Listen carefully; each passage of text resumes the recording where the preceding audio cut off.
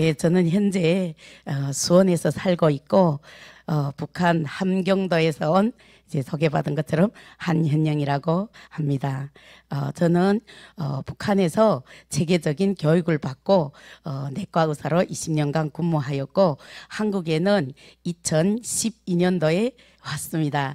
현재 이제 제가 출석하고 있는 교회는 영통 이제 명성제일교회 집사로 12년간 출석하면서 봉사와 이제 그 전도를 함께 하고 있습니다. 그리고 하는 일은 북한에서 배운 전문가적인 지식이 있기 때문에 그에 기초하여 이제 글로벌 건강회사에서 메인 강사로 일하면서 비즈니스를 하고 있습니다.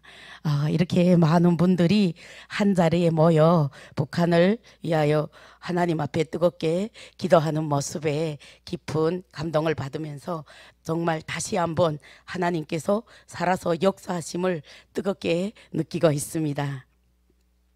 저는 이 시간 이 자리에서 이제 저희 삶을 통하여 우리를 사랑하시되 끝까지 사랑하시는 아버지 하나님을 증거하며 또한 제가 겪은 실제 체험을 통하여 북한의 실상을 전 세계에 알리려고 합니다. 간증하기 전에 하나님의 말씀을 제가 인용하겠습니다. 요한복음 제가 가장 사랑하는 구절입니다. 요한복음 3장 16절 말씀입니다. 하나님이 세상을 이토록 사랑하사 독생자를 주셨으니 이는 그를 믿는 자마다 멸망하지 않고 영생을 얻게 하려 하심이라. 아멘. 저는 북한 함경도에서 농민의 자식으로 태어났습니다. 제가 이제 그 태어나서 자랄 당시에 저희 집안 식구는 할아버지, 할머니, 아버지, 어머니 그리고 저희 형제 5이 함께 살고 있는 9명 대식솔에서 자라났습니다. 저는 농촌에서 이제 어렵게 자랐지만 저희 부모님께서 그 어려운 환경 속에서도 저를 공부를 시키셔가지고 제가 어려서부터 이제 의사가 될 꿈을 꾸고 있었거든요. 그래서 부모님께서 그 어려운 형편에서도 저를 공부시켜서 20대 중반부터 병원에서 내과 의사로 이제 근무할 수 있었습니다. 제가 이제 병원에서 1980년대 중후반부터 이제 일을 하기 시작했는데요. 제가 이제 근무를 시작한 그때 당시는 어느 정도 이제 공급 체계가 유지되고 있어서 정상적인 의사 활동과 근무 생활을 할 수 있었습니다. 그래서 저도 이제 그 의사 생활을 하면서 어느덧 결혼하여 2아이 엄마가 되었고 내 식구의 이제 어머니가 된 거죠. 여러분이 아시는 것처럼 북한은 1990년대 중반부터 원래 초반부터 이제 시작은 됐어요. 그런데 중반부터 급격하게 이제 경제 상황이 나빠지기 시작했죠. 예, 그래서 여러분들이 다 알고 계시는 고난의 행군이 그때 시작한 것입니다. 어느 날 갑자기 저희 고향에서도 수많은 사람들이 이제 죽어나가기 시작했어요. 왜냐면 북한은 이제 공급제도잖아요. 나라의 모든 생산물을 국가가 이제 다 이렇게 국가로 집중해서 공급하는 그런 체계거든요. 그런데 그 식량 공급이 이제 갑자기 이제 처음에는 이제 줄었어요. 그러다가 빠른 속도로 이제 끊기게 된 거죠. 예, 그래서 수많은 사람들이 거기에 대한 대비책이 없이 있다가 갑자기 이렇게 식량 공급이 끊기니까 수많은 사람들이 속수무책으로 이제 굶어 나가기 시작했어요.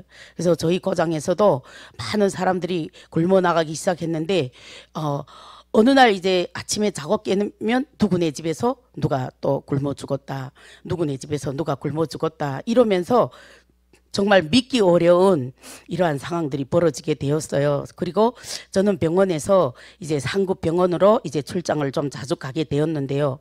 저희 상급 병원이 그 한북도 청진에 있었어요. 그래서 청진에 이렇게 나가서 이제 보았는데 보통 이제 철도 기차를 타고 가거든요. 기차 역전에서 내려서 역전으로 들어갔는데 역전에 수많은 꽃제비들이 다니는 거예요. 너무너무 놀랐고 더 놀라운 것은 의자 밑에 애들이 수많이 이제 죽어 있었어요. 그리고 사람들이 놀라지도 않았어요. 그리고 막 이제 아직 죽지 않고 이제 발버둥 치는 애들도 있었고, 저는 너무 이렇게 억장이 무너지고 참담하고 이 현실이 믿겨지지가 않아서 지켜볼 수밖에 없었습니다. 그런데 그 시체를 어떻게 하는가 이렇게 하염없이 쳐다보고 있는데, 북한에서는 이렇게 철도로 기차로 이동할 때 이제 이렇게 그런 걸 뭐라 이 이동의 자유가 없잖아요, 북한은. 그래서 증명서를 떼야만 기차를 타고 다른 곳으로 이동할 수 있거든요. 그런데 기차에서 보안원들이 어떻게 하냐면, 잠깐만요, 제가 티슈 좀 주시겠어요? 예, 보안원들이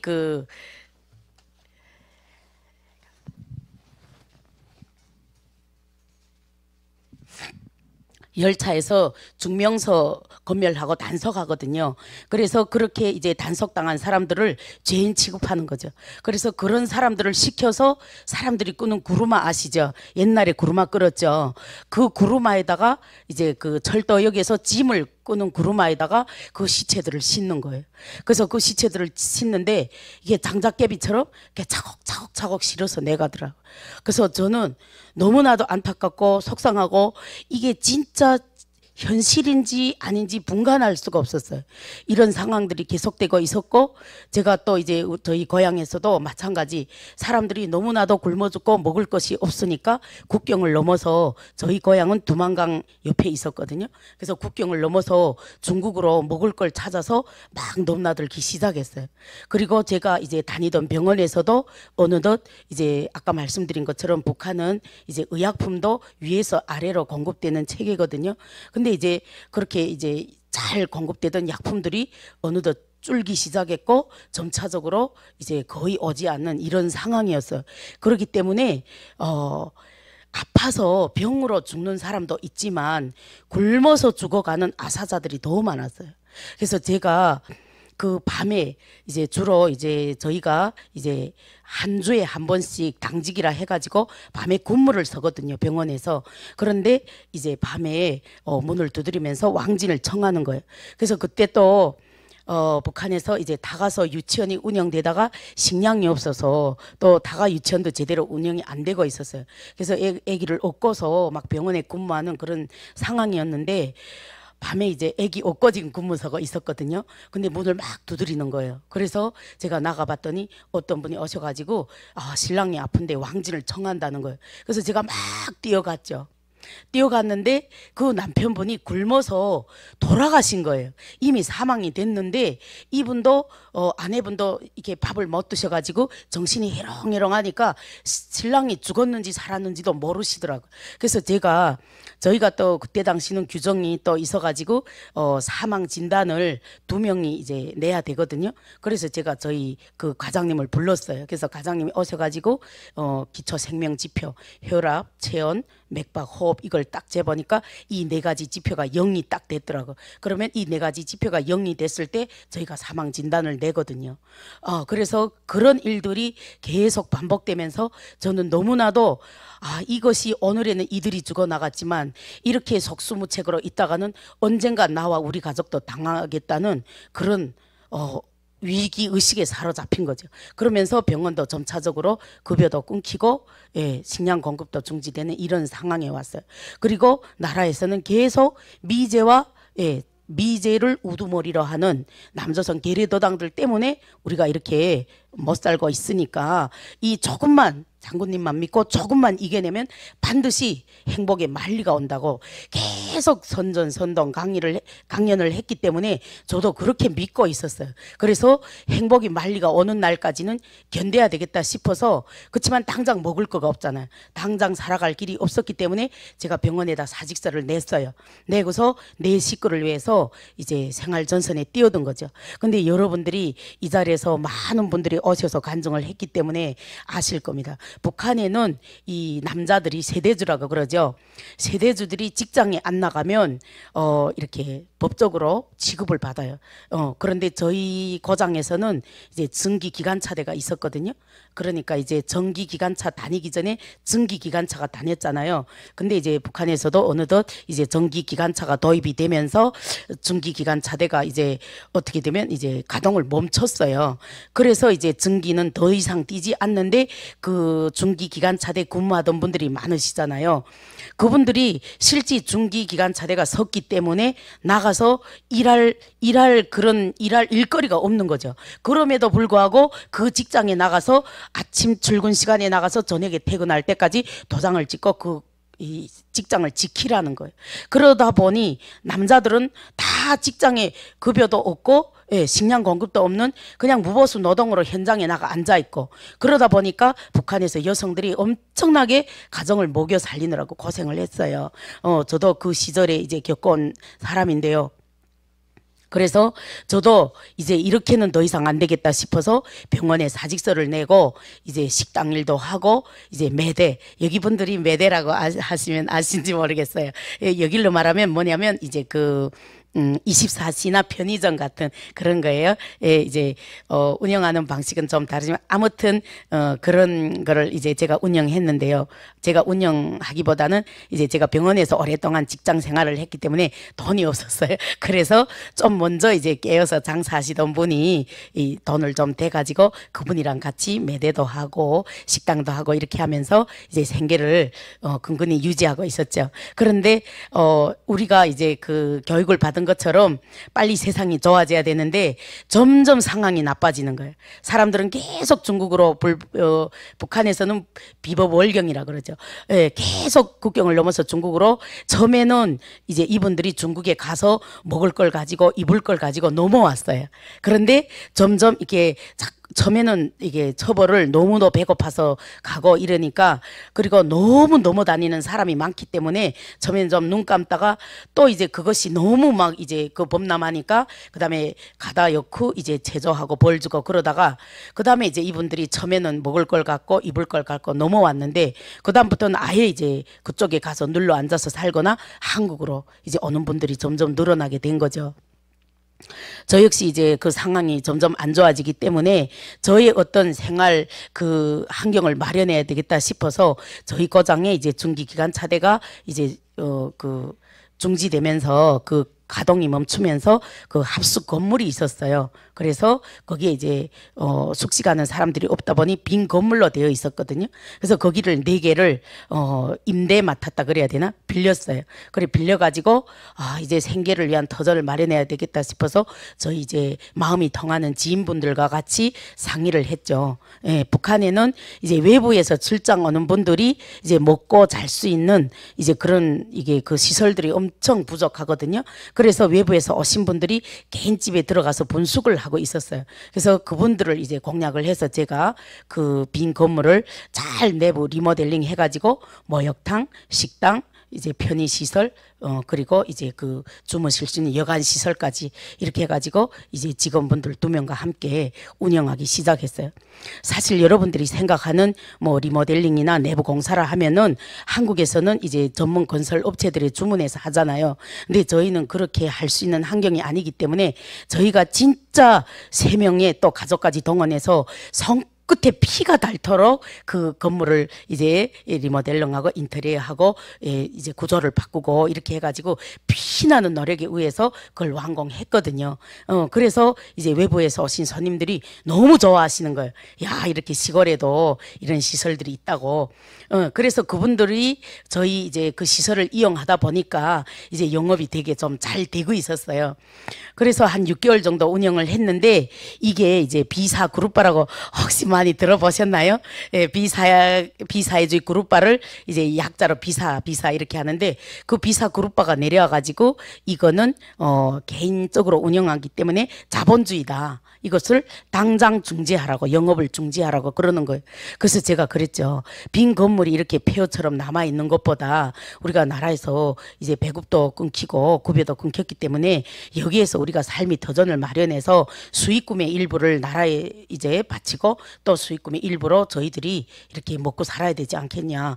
빈 건물을 폐허처럼 남겨두면 어떻고 사람이 살면 어떠냐고 하면서 이렇게 했지만 그들은 저희 말이 이렇게 먹히지가 않은 거죠. 그러면서 계속 운영하면 수갑을 채워서 이제 그 여기서 말하면 경찰이죠. 보안소로 이제 이송을 하겠다 그래서 그걸 중지당했어요. 그래서 하루아침에 이제 삶이 터전을 빼앗겼고 그것을 꾸리느라고 수많은 돈이 들어갔고 저뿐만 아니라 또 저희 직원들이 돈도 들어갔고 마지막 공사할 때는 돈이 모자라서 막 꺼서 했거든요. 그랬는데 이제 아직 빚도 물지 못했고 직원들이 급여도 못 줬는데 이것이 이제 딱 중지당하다 보니까 제가 하루아침에 이제 살 길이 막막해진 거죠. 그리고 빚을 어마어마하게 졌죠. 그래서 너무너무 이제 이 현실을 이제 어떻게 하면 뚫고 나갈까 싶어서 이제 북한에는 여권을 보위부 외사과에서 내줘요. 그래서 외사과 찾아갔죠. 상황이 이런데 중국 유행 증명서를 좀 내달라고 중국에 이제 그때 저희 친척들이 좀 있었거든요. 그래서 방조 받아서라도 좀 어떻게 이 위기를 극복해보자 그랬더니 그때 벌써 북한에서는 민간인들이 외국으로 이제 입출입할 수 있는 그런 길을 다 막아놨더라. 그러니까 요구 조항이 얼마나 많은지 진짜 당 형제, 당 부모 자식 간 아니면 갈 수도 없더라고요. 그래서 저희는 할머니가 중국에서 살다가 나오셨기 때문에 할머니 조카들이 다 중국에 있었거든요. 근데 그들은 저하고 촌수가 뭐니까 갈 수가 없었어요. 그렇지만 빚독촉은 점점 더하고 제가 또 살아갈 수 있는 길도 없고 정말 그때 너무나도 절망적이고 안타까웠어요. 그래서 제가 이제 처음으로 이제 비법월경을 하게 된 거죠. 그래서 이제 그때는 제가 중국어로 비법월경을 단행을 했는데요. 중국어로 이제 넘어가서 이제 제가 목표는 어떻게 이제 제가 생각을 하고 넘어갔냐면 이 바쁜 고비를 빨리 넘기기 위해서는 중국에 가서 근데 사실 저희 친척들이 이제 교원 여기 말 교사 집안이었어요. 그렇기 때문에 저희를 막 물질적으로 이렇게 도와줄 수 있는 형편은 아니지만 제가 중국에 가서 일자리를 잡아서 좀 돈을 벌어 가지고 제 생각은 그랬어요. 중국 돈으로 한 10만 원 정도 벌어 가지고 대사관에 가서 자수하고 예, 나라에다가 7만 원 정도 내고 3만 원 정도를 가지고 다시 시작하고 싶었거든요. 그런 생각을 가지고 중국으로 넘어갔는데 저희 목표는 친척들이 영길에 있었기 때문에 영길로 가는 것이 저희 목적지였어요. 그런데 중국 국경을 넘자마자 이제 중국에서 가는 이게 중국에서 이제 영길로 가는 택시를 탔거든요. 택시를 탔는데 도로상에서 이게 여기 이게 비교해서 말하면 한국도로공사 같은 데 있잖아요. 예, 수금소. 예, 거기에서 이제 돈을 받는데 거기 이제 택시를 세우고 돈을 내려고 그러는데 갑자기 전조등이 비치면서 이게 차 한 서너 대가 와서 우리 택시를 포위하는 거예요. 그래서 봤더니 그때 중국이 갑자기 이제 88 올림픽 때문에 비상계엄령 내리면서 이제 공안에서 이제 이동 순찰을 나온 거죠. 그래서 거기서 신분증을 보자고 하는데 깜짝없이 거기서 체포됐어요. 그래서 체포돼 가지고 영전 변방에 제가 들어갔어요. 영전 변방에 들어갔는데 영전 변방에 그 우리 북한 분들이 한 3분 정도 이제 거기에 이제 갇혀 있었는데 한 분은 11살 때 중국에 들어가 가지고 너무 배고파서 중국에 들어갔는데 중국에 좀 오래 머물러 있다 보니 아예 이제 중국말밖에 모르더라고요. 근데 어떻게 누가 일로 바쳤는지 잡혀 있었고 한 분은 이제 청진에서 이제 그 식당에서 일하다가 어떤 사연 속에서 이제 중국으로 들어간 분 인데 그분이 이제 잡혀 있었고 또 한 분은 이제 우리나라 그 국가체육단에 있던 분이었어요. 근데 그 3분이 잡혀 있었고 제가 거기 들어간 거죠. 들어갔는데 그 상황이 너무나도 열악했고 정말 추워서 그때 12월이었거든요. 그래서 그 열악한 환경에서 멸시와 천대와 욕설을 당하면서 이렇게 갇혀 있었어요. 근데 원래 이게 중국에서 북한으로 이제 북송시킬 때 이제 그 큰 이제 짐 나르는 트럭에다가 한 트럭이 차면은 넘겨 보내거든요. 트럭에다 꽉꽉꽉꽉 짐짝처럼 실어서 이제 그 변방대 군인들이 이제 총을 딱 쥐고서 이제 그 호송하는 그런 거였어요. 근데 제가 갇혀서 이제 조사를 다 받고 있는데 그분들은 이제 그 안에 이제 좀 조사가 안 끝났는지 오래 있더라고요. 근데 저는 바로 들어가다가 잡혔기 때문에 이제 이분들이 얘기하는 거예요. 자기들이 있던 경험에 의하면 언니는 좀 빨리 나갈 것이다 그러는 거예요. 그래서 아닌 게 아니라 보름인가 있다가 공안에서 이름을 부르더라고요. 그래서 저는 그때 이제 후에 이제 북한 부령에서 들어오신 분하고 제가 같이 그분들이 원래 있던 분들은 넘어오지 못하고 저는 이제 그 호송돼서 북한 이제 보위부로 임기됐죠. 그래서 북한 보위부에 이제 처음으로 세상에 태어나서 처음으로 손목에 이제 수갑을 차고 이제 이성이 돼서 이 북한 보위부로 넘어간 거죠. 그래서 이제 그 북한 보위부 감방 안에 구르장 안에 제가 갇히게 됐어요. 근데 그 감방 안에 들어가는데 어떻게 만들었냐면 사람이 이렇게 서서 들어가는 것이 아니라 문을 반을 이렇게 딱 잘랐더라고요. 그래서 그 안에 들어갈 때는 엎드려서 이제 거의 기다시피 들어가야 돼. 그래서 한 번 들어가고 다시 또 이제 칸이 나뉘어 있는데 거기에 이제 한 40명씩 한 칸에 이렇게 앉혔는데 거기 또 한 번 머리 수그리고 들어가는 거죠. 근데 사람들이 조금이라도 어물거리거나 조금 이렇게 이제 좀 이렇게 더디게 움직이면 발로 꽝꽝 차서 밀어 넣더라고요. 그래서 그런 이렇게 구류장에 들어가서 앉았는데 먼저 이렇게 좀 이렇게 젊은 아가씨들이 많이 거기 이제 잡혀 있더라고요. 그렇게 해서 이제 들어가면 저희가 인사도 나눌 수 없고 서로 말도 할 수가 없어요. 그랬는데 이제 조금 시간이 지나 보니까 그분들은 이제 기도 자꾸 그러더라고요. 그래서 저는 무슨 말인지 못 알아들었어요. 근데 이제 한국 기도자라는 거예요. 예, 그걸 이렇게 짧게 생략해서 기도하던 애들이다. 그러니까 얘는 장기수로 앉아 있는 거. 어떤 얘기냐면 이들이 중국을 걸쳐서 한국으로 오려고 이제 권명이나 이제 국경에서 잡힌 사람들이에요. 근데 이제 중국 공안에서 이 사람들을 북한에 내보낼 때 그 서류를 넘기면서 그 서류에다가 한국 기도자라고 박아서 내보내는 거예요. 그러니까 이들이 북한에 가서 빼도 박도 못하고 잡혀가지고 그러니까 이제 저처럼 일회성으로 넘어가다가 잡혔거나 중국에 들어간 지 얼마 안 된 사람들은 조사가 그렇게 심하게 오래 걸리진 않아요. 모든 정황이 간단하니까. 그런데 중국 권명이나 국경 지역에서 잡힌 사람들은 또 중국에서 서류에다가 한국 기도라고 써서 이제 넘기면은 완전히 이들은 어디로 이제 살지도 모르고 죽을지도 모르고 어디로 끌려갈지도 모르고 보통 이제 그 정치범 수용소 같은 데 보낸다 그러더라고요. 한국 기도했기 때문에 그들이 이렇게 거의 3개월, 6개월씩 거기 앉아 있더라고요. 그래서 저는 들어갔는데 제일 이렇게 마지막으로 제가 그 안에 있는 분들보다는 마지막에 들어갔으니까 쭉 이렇게 순서대로 앉았는데 벽을 마주하고 앉았어요. 벽을 마주하고 아시죠? 이렇게 정자세로 고정자세로 딱 앉아서 이제 낮 동안에는 그 자세를 흐트러뜨리면 안 돼요. 예, 이렇게 이 상황에서 이렇게 해도 안 되고 이렇게 해도 안 돼요. 옆을 돌아봐도 안 되고 옆에 사람하고 말을 해도 안 돼요. 무릎에다 딱 손을 올려놓고 정자세로 하나로 앉아 있어야 돼요. 예, 막 강직이 오죠. 근데 제가 앉아 있는 벽 앞에 보니까 얼음이 이만큼 붙었더라고요. 거기서 제가 발이 다 얼었거든요. 그리고 한쪽 구석에 조그맣게 막아놨더라고요. 그 변소라고 알려주는 거예요. 거기서 거기 있던 분들이 일어나서 이게 화장실 가고 싶으면 손을 들어요. 이제 소변 보겠다고 변소 가겠다고. 그러면 또 이제 고약한 사람들은 바로바로 승인을 안 해줘. 그래서 막 안타깝게 발 동동 굴러야 보내고. 근데 이제 바로바로 승인 받기가 되게 힘들더라고요. 화장실 보는 것도. 그리고 앉았는데 제가 정말 세상에 태어나서 그래도 부모님이 사랑을 받으며 그래도 공부도 하고 그래도 20년 동안 병원에서 의사 선생님도 하고 근데 이제 정말 나라에서 주는 공급이 다 끊기고 너무너무나도 살 수가 없어서 정말 살기 위한 몸부림을 치다가 이제 붙잡혀 들어온 거잖아요. 너무 이제 이게 새가 날아가다가 날개 쭉지를 딱 끊긴 것처럼 너무나도 이게 막 이게 절망스럽고 안타깝고 어떻게 이제 붙잡을 수가 없는 거야. 그때 아빠 엄마는 이미 70 고령이셔서 아빠는 돌아가셨고 어머님은 이제 허리가 구부러가지고 이제 자식들 돌볼 그때도 아니잖아요. 그리고 남편들은 속수무책이고 형제들은 다 먼 데 가 있고 아무리 생각해도 잡을 길이 없는 거예요.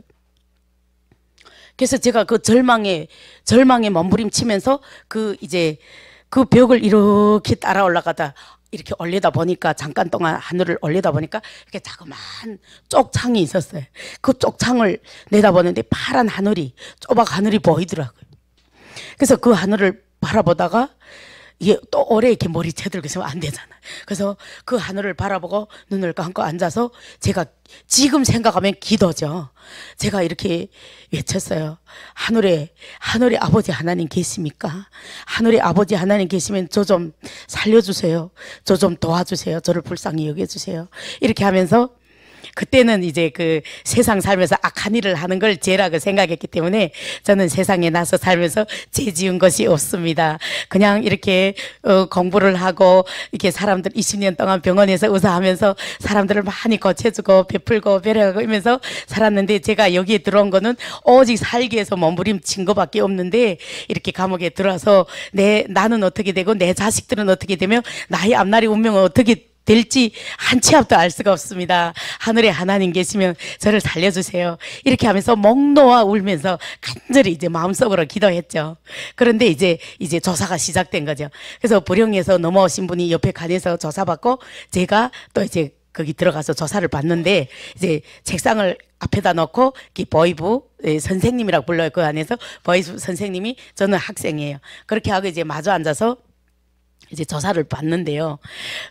이렇게 옆에 방에서 벌써부터 막 패고 두드리고 막 쌍욕을 하면서 비명소리가 나는 거예요. 그래서 저도 이제 직감을 했죠. 내 앞에 어떤 무서운 운명이 닥쳐 있구나. 그래, 뭐 어쩔 수 없지. 내가 할 수 있는 게 뭔데. 그리고 이제 들어갔어요. 들어갔는데 뭐라도 이제 좀 한 거 하는 모습을 보여주고 싶더라고요. 그래서 공손하게 안 하겠다 이런 생각이 들어서 이게 이 칸으로 들어가라 하는데, 들어가면서 이렇게 들어간 것이 아니라 이렇게 머리를 돌리고 이렇게 머리를 꼬고 들어갔어요.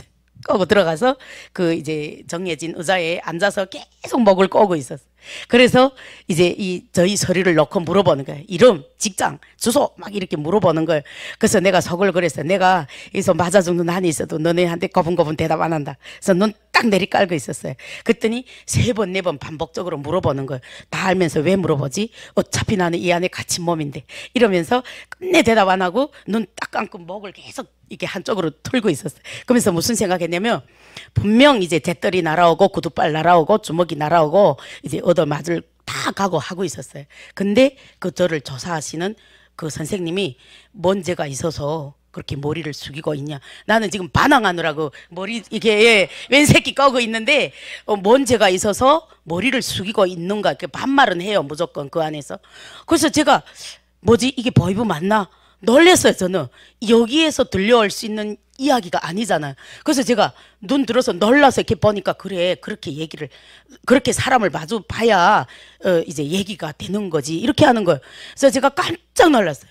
그렇게 하면서 이제 저는 거기에 이제 조금 마음이 녹아가지고 조사에 순순히 응했어요. 그래서 이제 조사는 간단하게 끝난 거죠. 왜냐면 가다가 잡혔으니까요.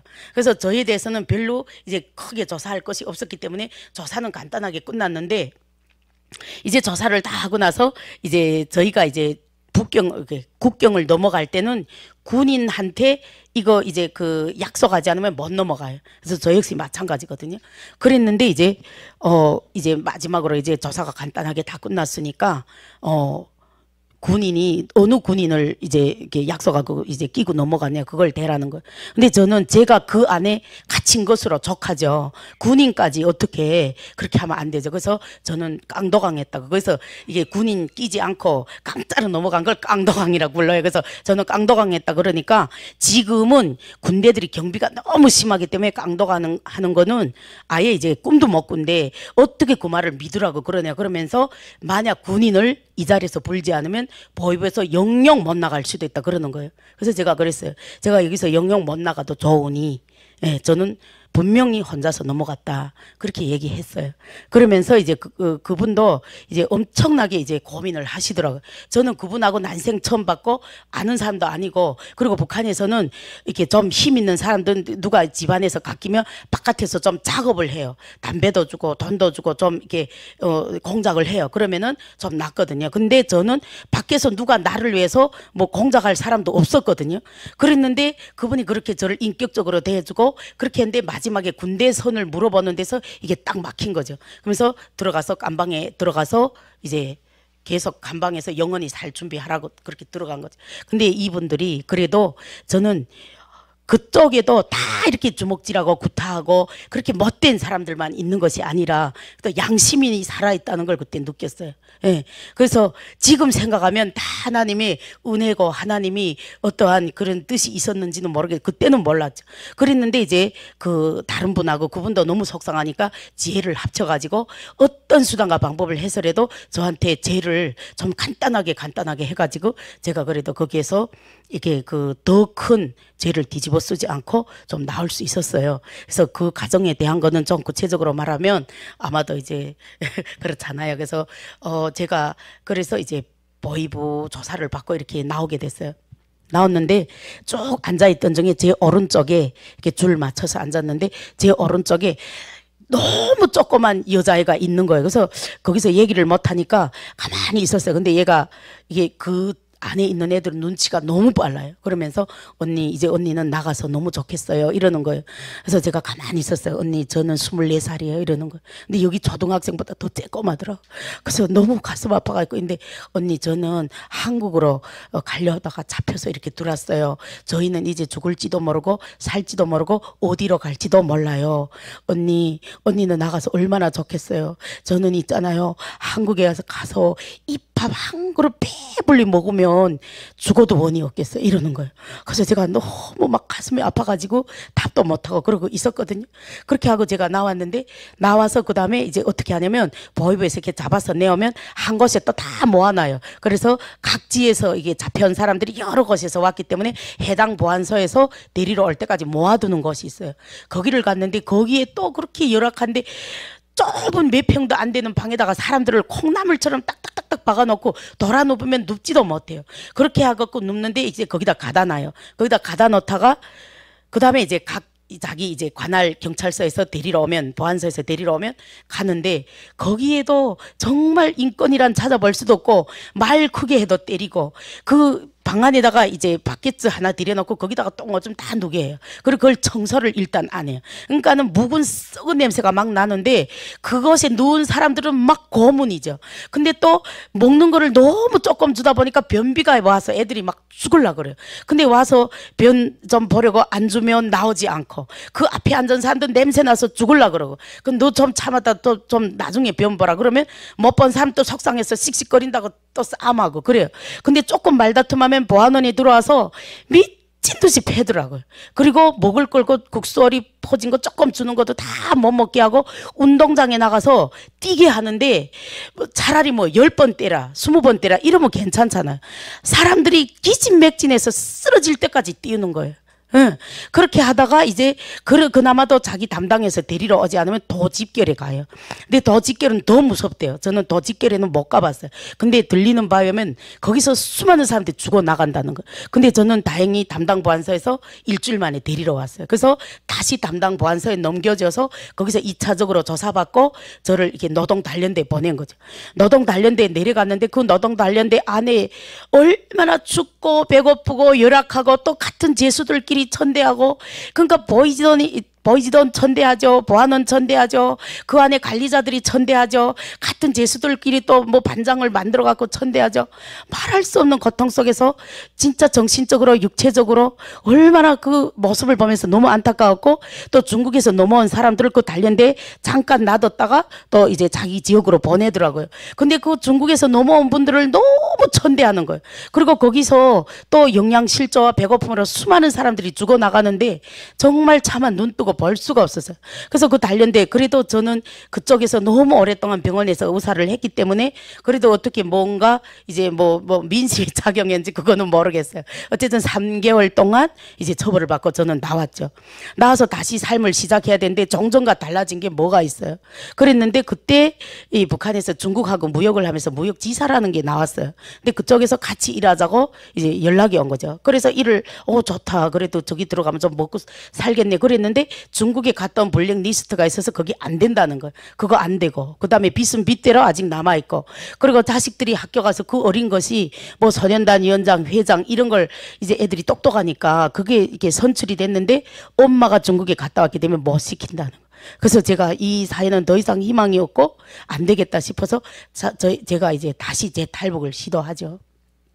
다시 이제 탈북을 시도해가지고 제가 어떻게 무사히 넘었어요. 넘어가가지고 그 중국 할빈 그쪽에 가서 1년간 머무르면서 이제 그 과정까지 다 이야기하지만 한도 끝도 없어요. 그래서 거기서 1년간 머무르다가 이렇게 정말 피나게 이제 도망쳐 나와서 다시 제가 이제 그 한국말을 못하니까 그래도 이 한국말 하는데 와야 되잖아. 그래서 거기서 도망쳐서 다시 연길에 나왔어요. 연길에 나서 조선족 분을 만나서 제가 일을 구했죠. 그래서 처음에는 어르신 돌보는 가사 도우미 들어가서 1년 일하다가 그 어르신이 돌아가고 애기 베이비 이게 도우미를 하다가 그 도우미를 하는 과정 속에서 한국 텔레비전 보게 된 거죠. 그래서 한국 TV를 보면서 한국에 오는 꿈을 꿨어요. 예, 한국으로 가야 되겠다. 제가 벌어가지고 다시 북한으로 가려고 했지만 북한은 다시 갈 나라가 아니다. 나라도 우리 가족의 탈출구가 되자. 그래서 중국에서 다시 한국행을 계획하고 한국으로 왔어요. 그래서 가정은 너무 험난하고 힘들었던 가정이지만 어쨌든 제가 2012년 3월 23일 날 꿈에도 그리던 자유의 나라 대한민국의 인천공항을 통해서 이제 입국하게 되었습니다. 예, 근데 그 공항으로 입국하는 그날에 너무나도 하늘에서 비가 하염없이 쏟아져 내리더라고요. 그래서 제가 창밖을 내다보면서 혼자 온 안타까움 때문에 울고 또 울고 가족을 못 데려오고 그 다음에 이제 모든 이제 그 사연들이 주마등처럼 지나가는 거지. 그 북한 보이부에 갇혀서 그 밥 한 끼 배불리 먹고 죽었으면 좋겠다는 그 불쌍한 영혼들, 그리고 이게 뭐하는 관리소에 갇혀있는 영혼들, 단련대에 갇혀있는 영혼들, 그 영혼 한 영혼이 머릿속에 계속 떠오르면서 그날 얼마나 눈물을 흘리고 통곡했는지 몰라요. 그러면서 제가 이제 그 인천 적십자병원에서 다 이제 신체 검사 받고 국정원에 들어가서 조사받고 하나원 교육을 거쳐서 12년도 10월에 제가 수원으로 배치받아서 왔거든요. 그래서 제가 그때 이제 국정원에서 이제 그 일요일마다 이게 교회 이제 전도사님들하고 천주교 이제 신부님들하고 불교 이제 스님들이 들어와요. 근데 이제 거기서 이제 그 교수님이 얘기하시더라고요. 북한에는 신앙의 자유가 없지만 한국에는 신앙의 자유가 있다. 그러니까 자기가 마음 편한 신앙을 정해서 각자 기도하면 너무도 이제 믿음 생활도 하고 좋다고 이렇게 하실 수 있는 거예요. 근데 저는 생각했죠. 제가 정말 홀로 이 나라에 왔기 때문에 제가 만약 한국에 와서 교회를 다니다가 어떻게 잘못 북한에 전달이 됐어요. 저희 가족 지인들에게 이렇게 피해가 갈까봐 제가 교회를 안 다니려고 정말 마음을 굳게 먹고 있었어요. 그래서 교회에 대해서 알려고도 안 하고 근처에 가려고도 안 하고 오직 정말 나는 대한민국에 와서 있는 듯 없는 듯 조용히 살아서 돈을 벌어서 자식들에게 내보내면 된다 이런 생각으로 제가 그렇게 제가 원칙을 스스로 정했어요. 근데 이제 국정원에 있는 동안에 이게 그 태국에서 만난 언니가 저보고 그러는 거예요. 주일에 뭐 하냐고. 그래서 나는 그냥 이제 북한 실상에 대한 책도 보고 좀 책도 쓰고 그렇게 하면서 지내고 있다 그랬더니 교회 가서 기도 드리자 그러는 거예요. 그래서 제가 그랬어요. 안 가겠다 그랬어요. 그러니까 그 언니가 계속 가자 그러는 거예요. 그래서 내가 막 화를 냈어요. 언니 왜 저한테 이래요? 그랬더니 이 언니가 왜 교회를 안 가려고 하냐 이러는 거예요. 그래서 언니 북한의 가족들이 나 때문에 피해 당하면 어떻게 하겠냐. 나는 가족들 때문에 못 가겠다. 다른 어떤 이유도 없다 그랬어요. 그랬더니 이 언니가 막 울면서 내가 화를 냈는데도 아랑곳하지 않고 네가 북한에 있는 자식들을 위해서 할 수 있는 건 기도밖에 없지 않냐 이러는 거예요. 그래서 제가 그 말을 들으니까 맞는 거예요. 제가 여기서 내 자식들을 위해서 할 수 있는 건 기도밖에 없다는 그 말이 맞다고 생각하고 제가 그때 이제 일요일 날에 그 예배 자리에 갔어요. 가서 첫날에 이렇게 앞자리에 앉았어요.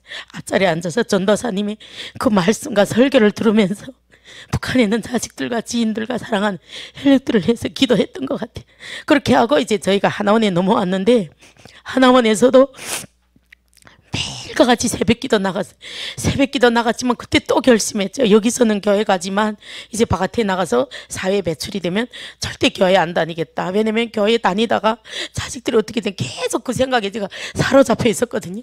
그랬는데 이제 나와서 제가 집을 비워놓고 저기 이게 그 원래 제가 여기 와서 이제 의사를 계속 하려고 했어요. 그랬더니 다시 라이센스를 따야 된다고 그랬는데, 라이센스 다시 따자니까 공부를 좀 더 해야 되는데 저는 빨리 돈을 벌어서 북한에 보내야 되잖아요. 그래서 제가 식당 일부터 바닥부터 치고 일하기 시작했어요. 그래서 집에 나가는 전기세, 수도세가 너무 버겁고 아까워서 제가 집을 문을 닫고 그 공업지구가 있는 그 식당에 가서 거기서 쪽방에서 쪽잠을 자면서 이렇게 거기서 먹고 자면서 180만 원이나 급여를 받으면서 일하기 시작했거든요.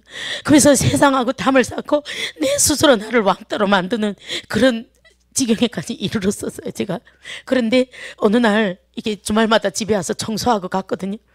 그랬는데 이제 거기 동네에다 운동대회를 한다고 써붙인 거예요. 제가 너무나도 외로워서 제가 오는 전화만 가까스로 받고 절대 외부하고 연락을 안 하고 살았어요. 근데 그러다 보니까 너무 외롭고 죽을 것 같더라고요. 근데 이렇게 체육대회 한다고 써붙여서 한국 사람들은 체육대회를 어떻게 하지? 궁금해서 거기 운동장에 나간 거예요. 나갔는데 정말 뜻밖에도 우리 고향에서 온 분을 거기서 만난 거예요. 그래서 그분하고 이제 만나서 막 얘기 나눴는데 이분이 그다음부터 저하고 소통하면서 교회를 가자고 그렇게 못 살게 구는 거예요. 그래서 제가 안 간다고 가자고 이러면서 둘이 계속 질랭이 하다가 하루는 이분이 우리 집 앞에 차를 세워놓고 계속 문 두드리는 거예요. 교회 한 번만 가자 그러는 거예요. 그래서 제가 왜 이렇게 나를 괴롭히냐고, 왜 그래요 그랬더니, 그래서 왜 교회를 가냐고 물어봤어요. 그랬더니 교회 가면은 마음이 너무 편해 이러는 거예요. 그래서 제가 그래, 마음이 편해? 이렇게 방황하는 내 마음이 정말 단 한순간이라도 편하고 싶었어. 그래서 나 한 번만 간다 그러고서 이제 교회를 갔어요. 교회를 갔는데 제가 가면서 생각했어요. 가는 순간 잔다. 너무 피곤이 몰려가지고 이게 몸을 가눌 수가 없더라고. 새벽 5시 일어나서 밤 10시까지 일하고 물 먹은 솜처럼 쓰러져서 다음날 눈 뜨면 새벽, 이 패턴이 계속 돌아가니까 막 정신 육체적으로 이제 사람이 아닌 거고 사는 게 아니고 가족하고 6년간 연락이 끊어지고 막 너무 힘들고 방황하는데 이분이 이렇게 가자니까 막 끌려서 갔어요. 가서 교회 들어가는 순간 기둥대에 딱 멈춰서 자기 시작했어요. 계속 자는데 사람들이 아멘 아멘 하니까 너무 부끄러워서 안 자는 척하면서 또 자고 그랬어요. 그러다가 이제 헌금을 하는데 내가 너무 자니까 이게 저를 데리고 가는 분이 부끄러워서 자기가 헌금하더라. 돈 왜 내? 그랬더니 가만히 있으래요. 그래가지고 또 이제 한 번 갔으니까 이제 더 날 괴롭히지 말라고 집으로 왔어요. 와서 또 일을 하고 있는데 저 지금 다니는 교회 장로님이, 그때는 집사님이셨어요. 통일선교위원회 장로님이신데 그때는 집사의 직분으로 계셨는데 저에게 계속 전화 문자 하시는 거예요. 그래서 제가 하나원에서 모르는 전화 받지 말라 했는데 하고서 안 받았어요. 계속 안 받으니까 이분이 어느 날 문자를 보내신 거예요. 명성제일교회 어느 집사입니다. 한번 같이 식사해요. 이제 한국 사람들 왜 자꾸 만나서 식사하자 그러지? 이러면서 답을 안 했어요. 그랬더니 이분이 하도 답을 안 하니까 저한테 다시 문자가 왔어요. 저희 집 사람하고 같이 한번 식사합시다 이러는 거예요. 그래서 제가 이거는 너무 도리가 아닌 것 같다. 사람이 그래도 그렇게 간절하게 전화하고 문자하는데 그렇게 할 때는 이유가 있을 거 아니냐. 그래도 한번 만나서 얘기라도 해보자 이런 생각이 드는 거예요. 부인이 같이 오신다고 하니. 그래서 제가 나갔어요. 나가서 그 셋이 앉아서 이렇게 식사하면서 얘기 나누는데 그분들이 교회 얘기 안 하고 하나님 얘기 안 하고 예수님 얘기 안 하고 계속 그래 살기 힘들지 않냐, 어떻게 사냐 이러면서 물어보는데 제가 거기서 막 참고 참았던 눈물이 터지는 거예요. 막 이제 제 엄마 같고 아빠 같고 진짜 제 가족 같았어요. 그래서 너무 막 이렇게 너무 감사했죠. 그러면서 이제 그분들 보는 것이 너무 미안해서 일주일에 한 번 갔다가 보름에 한 번 갔다가 한 달에 한 번 가고 그랬어요. 그랬는데 제가 이제 어느덧 이제 북한하고 연락이 된 거죠. 연락이 돼서 저희 딸내미가 이제 이렇게 진단받고 이게 당장 구급 수술을 해야 되는데 돈이 필요하다 그러는 거예요. 그래서 제가 그 집사님한테 그 얘기 했어요. 그 얘기를 했더니 집사님이 우리 교회에서 다 같이 중보기도 하자 그러는 거예요. 그래서 중보기도가 뭐지? 제가 또 그랬어요. 그 속으로 생각했지만 그 좋은 거겠지. 그렇게 생각했거든요. 근데 막 그분들이 막 울면서 뜨겁게 기도하는 거예요. 그래서 제가 생각했죠. 이분들은 왜 이렇게 나 하나도 모르는 분들인데 왜 나를 위해서 이렇게 뜨겁게 울면서 기도하지? 저는 그게 참 놀랍고 의문스럽고 궁금했어요. 근데 이제 애한테 돈을 보내고 연락이 안 오고 있었는데 6개월 있다가 연락이 왔어요. 교회 가는 날인데 연락이 왔어요. 연락이 왔는데 얘가 뭐라고 하냐면 그 연락 오기 전에 교회 가서 예배 드리고 기도 드리는데 계속 애들 생각에 그냥 목사님 설교하시는 게 안 들리고 계속 눈물만 나는 거예요.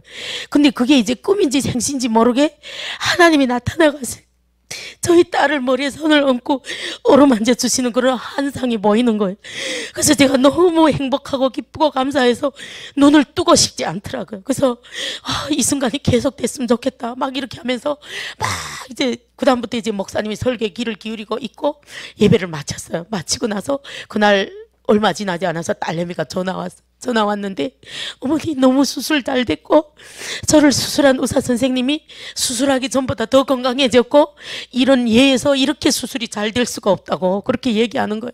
그래서 그래 네가 애도 낳고 이렇게 했는데 누가 너를 간호했니? 그러니까 난생 얼굴도 못 본 신랑 사촌 동생이 이제 그 집에 이제 다니러 왔다가 난생 처음 보는 사촌 시누이가 자기가 병원에 있는 동안에 계속 간호해줬다 그러는 거예요.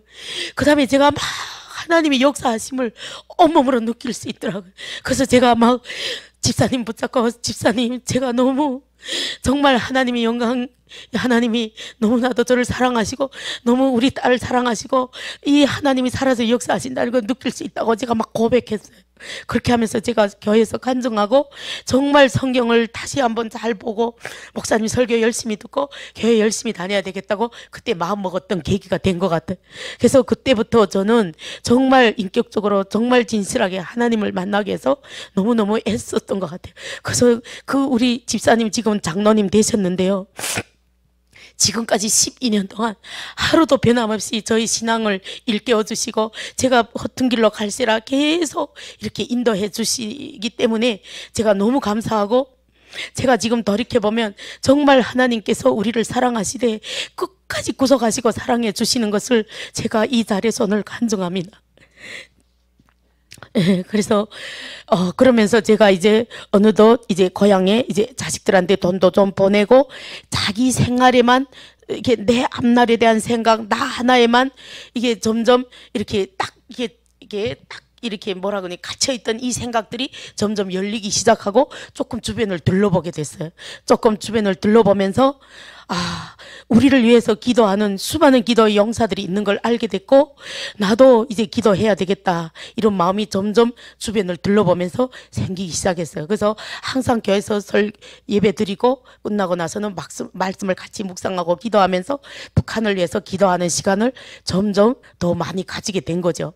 그러면서 이제 우리 김정혜 목사님을 통해서 우리 예수도 기도회를 알게 됐고 너무 예수도 기도회를 알게 돼서 감사하고, 이렇게 밤이나 낮이나 정말 북한을 위해서 하나님 나라를 위해서 이렇게 기도하는 데 대해서 너무너무 감사합니다. 그래서 저는 이때까지 제가 저희 자식들이 안전을 위해서 저희 가족들이 그 안전을 위해서 정말 그 교회도 이제 그 거부하고 안 다녔던 그런 사람으로부터 이제는 정말 든든한 하나님이 백이 있다는 걸 제가 이제는 깨닫고 알게 되었기 때문에 이 자리에도 나오게 됐습니다. 그래서 저는 저희 삶을 통해서 하나님이 저희를 구속하여 주시고 저희가 목숨 걸고 이 나라에 온 것 같지만 분명히 하나님이 역사하심으로 34,000명의 탈북민들이 이 나라에 왔다는 걸 제가 알게 됐고, 그렇게 됐을 때는 분명히 하나님이 주신 소명이 있다고 생각하게 되었습니다. 그래서 통일이 하나님이 때에 이루어질 것이지만 우리가 무릎 꿇고 하나님 앞에 기도함으로 또한 34,000명의 탈북민들이 먼저 내려온 탈북민들이 하나님 앞에 바로 설 때 그때 비로소 통일이 이루어질 수 있다는 그런 생각을 계속 갖게 되었습니다.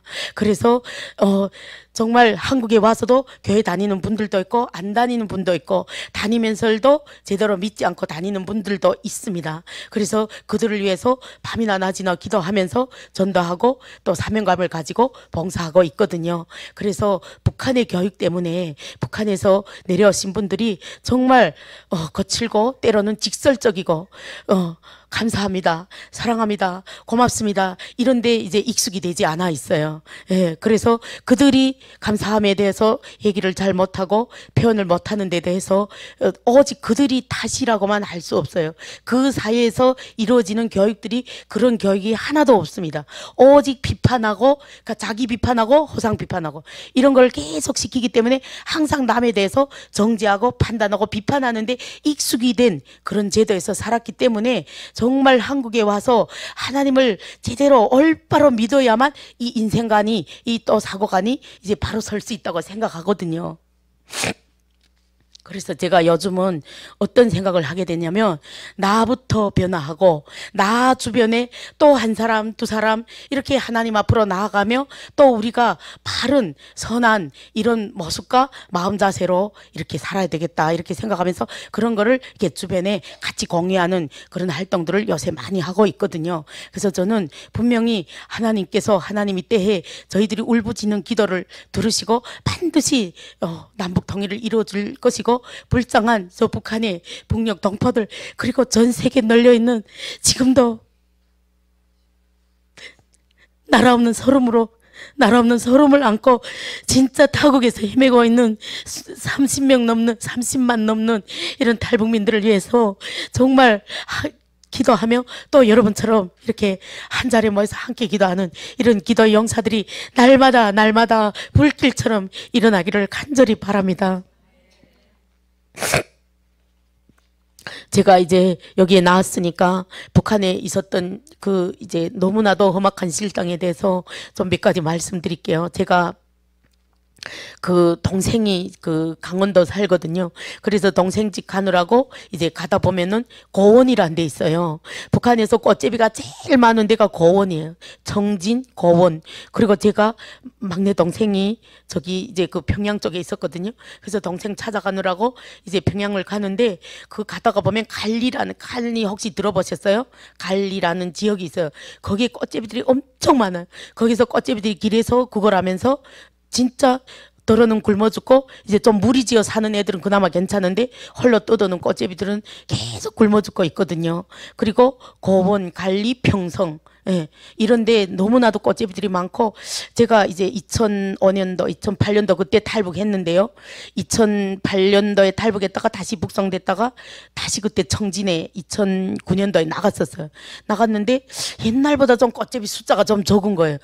그래서 이제는 꽃제비들이 좀 줄어들었나 이렇게 생각했는데, 제가 그 아는 지인분 이제 그 살고 있는 아파트에 제가 머무르고 있었는데 밖에서 일을 보고 좀 늦게 들어가고 있었어요. 늦게 들어가는데 거기는 전기가 없잖아요. 전기가 없어서 이제 그 아파트에 들어가서 이제 그 어둠 속에서 발 더듬더듬 하면서 들어가는데 발끝에 뭐 뭉클하고 이제 발에 걸쳐 있는 거예요. 그래서 제가 너무 새까만 데서 무섭고 놀래서 막 이렇게 이게 도대체 뭐지? 딱 사람 같은 거예요. 그래서 천천히 있다가 이제 조금 시야가 밝아져서 보니까 거기 꽃제비 애들이 있잖아요. 연결 동그랗게 누워서 낮에는 나가서 빌어먹고 잡혀서 매 맞고 쫓겨다니다가 밤에는 거기 이제 모여서 서로 체온을 주고받으면서 자는 거예요. 그게 이제 제가 마지막으로 본 북한의 모습입니다. 그래서 제가 가끔 이제 북한하고 연락될 때 물어보거든요. 아직도 꽃제비가 있냐? 아직도 이제 어렵냐? 그랬더니 점점 더 어렵다 그러는 거예요. 정말 너무나도 마음이 아프고 정말 70년 분단위 역사가 빨리 끝났으면 좋겠습니다. 여러분이 기도함으로 하나님께서 반드시 이루어 주실 줄 믿습니다. 기도하겠습니다.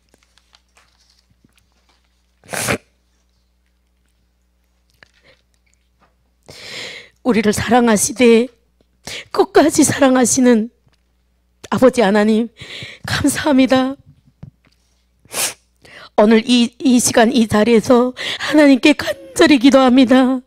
아버지 하나님, 아직도 북한의 불쌍한 북녘 동포들, 굶주림과 추위에 몸들 것이 없고 마음들 것이 없어 헤매는 불쌍한 북한의 동포들을 아버지 하나님 불쌍히 여기고 구원하여 주시옵소서. 아버지 하나님, 그리고 우리 34,000명의 탈북민들을 위하여 기도합니다. 하나님이 뜻으로 이 땅에 온 우리 탈북민들은 분명한 하나님이 소명이 있는 줄 믿습니다. 아버지 하나님이 주신 소명을 명심하고 먼저 온 탈북민들이 하나님 앞에 바로 설 수 있도록 주여 아버지여 인도하여 주시옵소서. 북한을 위하여 기도하는 기도의 용사들이 더욱 불길처럼 일어나 하나님 앞에 간절히 엎드려 기도하기를 원합니다. 아버지 하나님, 북한 땅에서 아직도 하나님을 알지 못하는 불쌍한 영혼들을 위하여 기도하며 그들을 위해서 속히 구원의 역사를 펼쳐 주시옵소서. 아버지 하나님, 북한에 지하 성도들이 있다고 합니다. 그들이 목숨 걸고 하나님 앞에 무릎 꿇고 엎드려 기도하고 있습니다. 하나님 아버지, 그들을 지켜주시옵소서. 아버지 하나님, 북한의 독재 정권이 속히 무너지고 하나님의 나라가 세워지기를 간절히 원합니다. 엎드려 부르짖는 기도의 통곡 소리를 들으시고 아버지 하나님께서 반드시 역사하여 주실 줄 믿습니다. 살아서 역사하시며 이 시간도 우리와 함께 계시는 우리 주 예수 그리스도 이름 받들어 간절히 기도드리옵나이다. 아멘.